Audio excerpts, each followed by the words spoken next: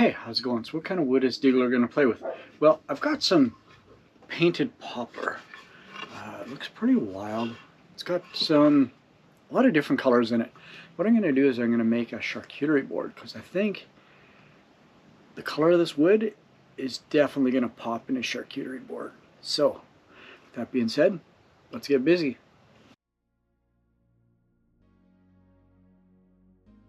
So this video is going to be a little shorter than normal, but here what you'll see me do is I use the CNC with a 1-inch surfacing bit to flatten the material on one side to give a good reference point for when I do flip it.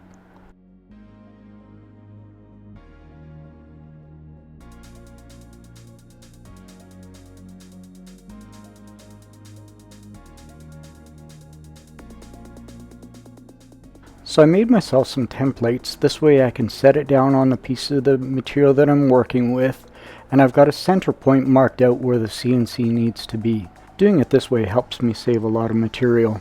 So here I will put in a 1/8 end mill bit into the machine, and then I'll use the machine to cut out the shape. Now it's time to take the piece over to the drum sander, flip it over, run it through the drum sander till it comes apart on the edges. You'll see here in a second what I mean.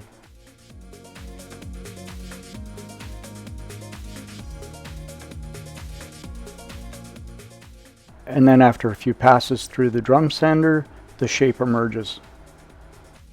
Do me a huge favor, like, subscribe, and throw a comment down below. It would definitely mean a lot to me. I'm at the point now where before I do any kind of sanding, I like to use a very small bit with the router table and round over all the sides.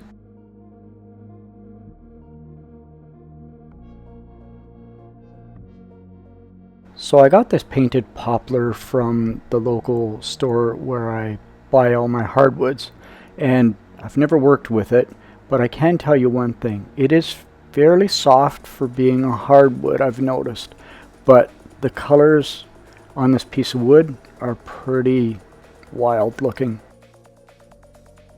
Let me know in the comments down below if you've ever worked with painted poplar.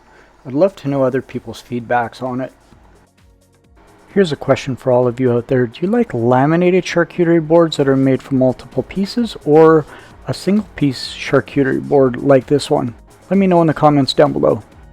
Once the sanding is done and the grain has been raised and it's sanded for the second time, I will give it a quick dip in the mineral oil. And here's where the grain comes to life. Doesn't that look wild? Look at the color in that.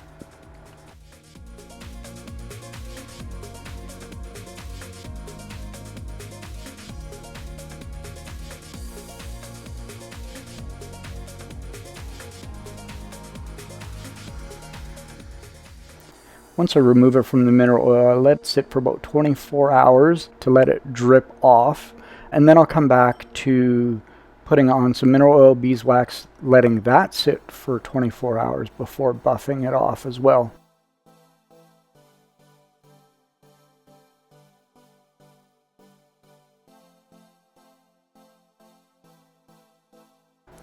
And for the final reveal, doesn't that look great?